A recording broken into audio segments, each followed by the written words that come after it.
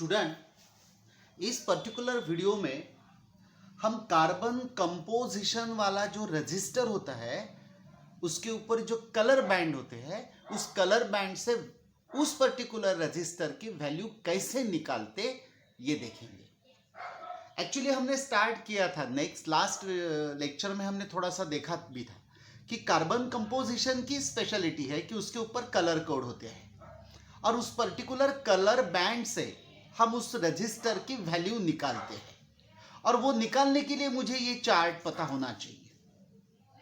अगर मैंने कंसीडर कर लिया कि उसके ऊपर 4 बैंड्स है तो हमारा जो फर्स्ट बैंड होता है वो फर्स्ट डिजिट होता है, सेकंड बैंड सेकंड डिजिट होता है, third band is a multiplied factor होता है और फोर्थ बैंड हमारा टॉलरेंसी बैंड होता है। जैसे ब्लैक कलर अगर हो तो उसकी वैल्यू 0 होती है, ब्राउन हो तो 1 है, रेड है तो 2 है, ऑरेंज है तो 3 है and so on. White colour है तो उसकी वैल्यू 9 होती है और मल्टीप्लायर फैक्टर उसका थर्ड बैंड के लिए होता है 10⁻⁹।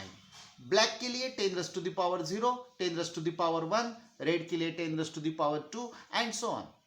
और अगर टॉलरेंसी देखना है और ब्राउन कलर है तो उसकी टॉलरेंसी होती है 1%, रेड कलर है तो टॉलरेंसी होती है 2%, व्हाइट कलर हो तो टॉलरेंसी होती है 20%, गोल्ड है तो 5% एंड सिल्वर है तो 10%। ये उसकी टॉलरेंसी होती है। अगर मैंने कंसीडर कर लिया कि मेरे पास एक रजिस्टर है जिसको 4 बैंड्स है, अब 4 बैंड्स में पहला कलर रेड है, दूसरा कलर रेड है, तीसरा कलर अगर ऑरेंज है और लास्ट कलर अगर गोल्ड है तो उस पर्टिकुलर रजिस्टर की वैल्यू क्या होगी। फर्स्ट कलर अगर रेड है तो रेड मतलब first digit is 2, second colour भी रेड है तो अगेन 2 क्योंकि सेकंड और फर्स्ट के लिए वैल्यू कांस्टेंट है। थर्ड अगर है तो ऑरेंज अगर है तो उसकी मल्टीप्लायर वैल्यू है 10⁻³ और लास्ट अगर गोल्ड है तो गोल्ड की टॉलरेंसी है 5%। तो 22 multiplied by 10⁻³ that is 22 kilo ohms plus minus 5%। तो इस रजिस्टर की वैल्यू हो जाएगी 22 किलो ओम्स प्लस माइनस 5%। अब मुझे सिर्फ याद रखना है ये पूरा चार्ट, जिसको चार्ट पता है वो आराम से इसकी वैल्यू निकाल सकता है। अब ये चार्ट ख्याल में रखने के लिए हम एक स्टेटमेंट याद रखते हैं कि B B Roy goes to bring very good wife. BB Roy, it's the name of the person, goes to bring very good wife. इतना स्टेटमेंट मुझे याद रहता है। अब B for the black, second B for brown, then red, then orange, then yellow, then green, then blue, then violet, then gray and white. तो ये colour code का sequence और कलर याद रखने के लिए ये स्टेटमेंट याद रखना है कि BB Roy goes to bring very good wife. अब ये कलर कोड अगर आपको पता है तो हम किसी भी रजिस्टर की वैल्यू आराम से निकाल सकते हैं। चलो एक एग्जांपल लेते हैं। जैसे find the carbon composition register value by using the colour code. और उसने कहा है कि फर्स्ट कलर मेरा रेड है, सेकंड कलर मेरा वायलेट है और थर्ड कलर मेरा फिर रेड है और फिर सिल्वर है। तो मुझे चार्ट पता है, मुझे चार्ट जो है वो है B B Roy goes to bring a very good wife. Now this is the 0, then 1, then 2, then 3, then 4, then 5, 6, 7, 8 और 9। अब अगर रेड कलर है तो first digit red means the value is 2। Violet colour है तो value is a 7, that means second digit is the violet, second code is a violet और value is a 7। then third is again red, अगर है तो red के लिए the 2 value है तो मल्टीप्लायर फैक्टर होगा 10⁻²। ये मेरा थर्ड कलर हुआ और फोर्थ कलर जो होता है वो टॉलरेंसी होता है, मतलब प्लस माइनस। और सिल्वर के लिए मेरी टॉलरेंसी थी 10%, तो प्लस माइनस 10%, तो इसका मतलब 27 0 plus minus 10%, or we say that it's a 2.7 kilo ohms plus minus 10%. मतलब रेड, वायलेट, रेड, सिल्वर अगर कलर है तो उसकी वैल्यू हो जाएगी 2.7 kilo ohms plus minus 10%. Second example देखते हैं. Brown, first digit brown. Next is black.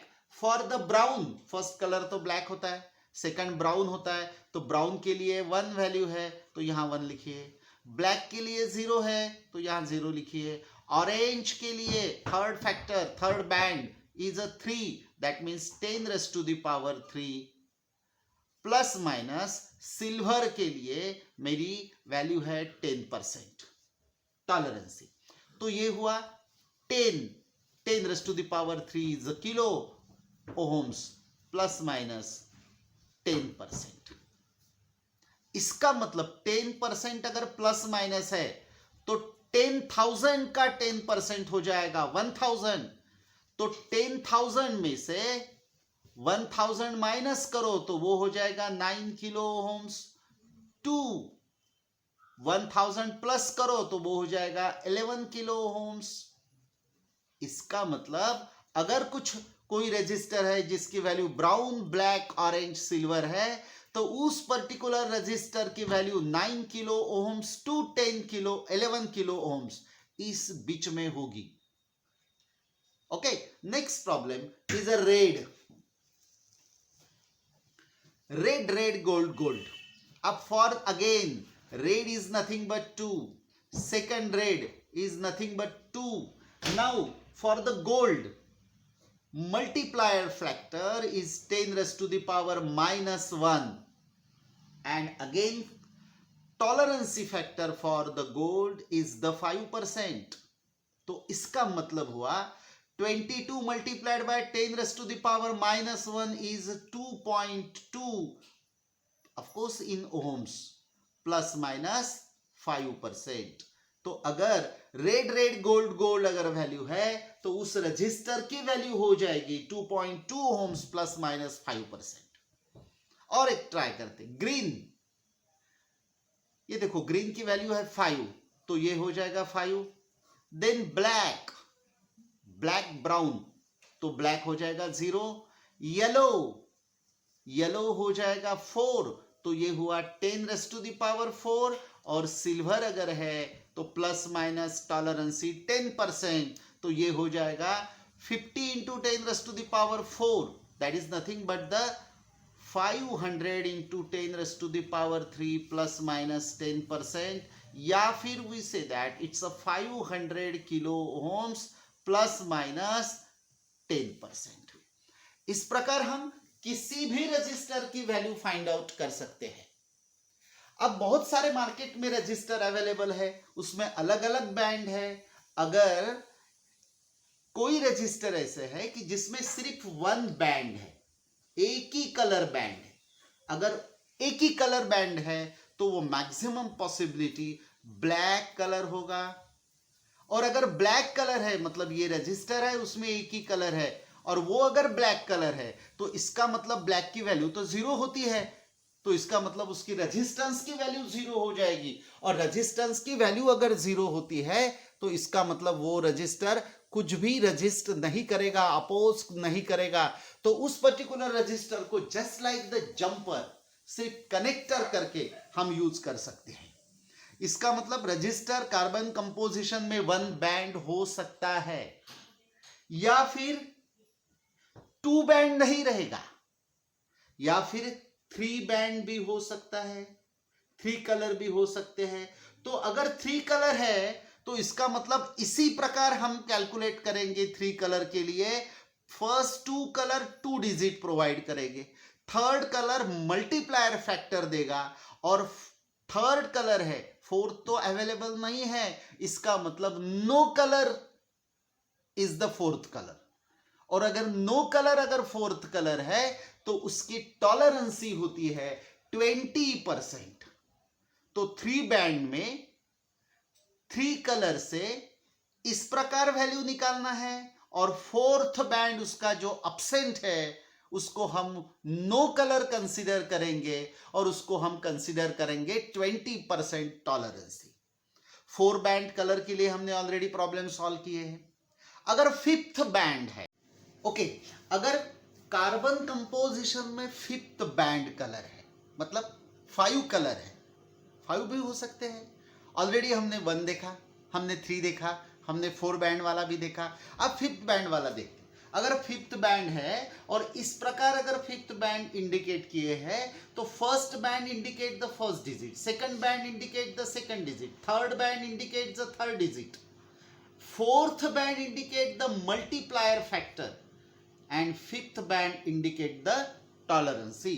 For example, अगर ऐसा प्रॉब्लम है कि 5 कलर प्रोवाइड किए हैं, red, red, black, orange, silver, तो of course first band indicate the 2, second again red है तो second digit is again 2, black third digit है, थर्ड कलर है तो it's a third digit, black for 0, and orange मेरा multiple factor है, fourth band है तो मल्टीप्लाइड बाय 10⁻³ एंड सिल्वर मेरा लास्ट फिफ्थ बैंड है, टॉलरेंसी बैंड है तो प्लस माइनस 10%। इसका मतलब 220 kilo ohms plus minus 10% is the value of the resistor which have the 5 band. But market में 6 band color वाला भी रजिस्टर अवेलेबल है। बट अगर 6 बैंड वाला कलर रजिस्टर है तो उसको कैलकुलेट ऐसा ही करना है और उसका जो 6 बैंड होगा वो टेम्परेचर कोएफिशिएंट इंडिकेट करेगा, वो रजिस्टर के वैल्यू पे कोई भी इफेक्ट नहीं करेगा। अब जब हम थियोरेटिकली देखते हैं तो इजीली आइडेंटिफाई कर सकते हैं उसकी वैल्यू, बट प्रैक्टिकली क्या होता है, रजिस्टर की साइज बहुत छोटी होती है। वो इतनी छोटी होती है कि उसमें ये आइडेंटिफाई करना बहुत पॉसिबल नहीं होता, इम्पॉसिबल होता है कि पहला फर्स्ट कलर कौन सा है और लास्ट कलर कौन सा है, क्योंकि रजिस्टर ऐसा पकड़ो या उल्टा पकड़ो, यहां से स्टार्ट करो या यहां से स्टार्ट करो, वो समझ में नहीं आता। तो मुझे क्या ऑब्जर्व करना है, जनरली सब कलर नजदीक होते हैं और टॉलरेंसी कलर में ये वाली गैप ज्यादा होती है। अगर कोई कलर अगर डिस्टेंस से है तो 100% वो टॉलरेंसी कलर है, या फिर बहुत सारे मैक्सिमम रेजिस्टेंस में गोल्ड एंड सिल्वर ये टॉलरेंसी वाला बैंड होता है। तो अगर गोल्ड सिल्वर अगर दिख रहा है लास्ट कलर तो वो टॉलरेंसी कंसीडर करो और उसके अपोजिट वाला जो है वो फर्स्ट बैंड कंसीडर करो। इस प्रकार हम किसी भी कार्बन कंपोजिशन रेजिस्टेंस के, फिर वो 1 बैंड हो, फिर 3 बैंड हो, 4th बैंड हो, 5 बैंड हो या 6 बैंड हो, हम किसी भी रजिस्टर की वैल्यू आइडेंटिफाई कर सकते हैं यूजिंग कलर कोड।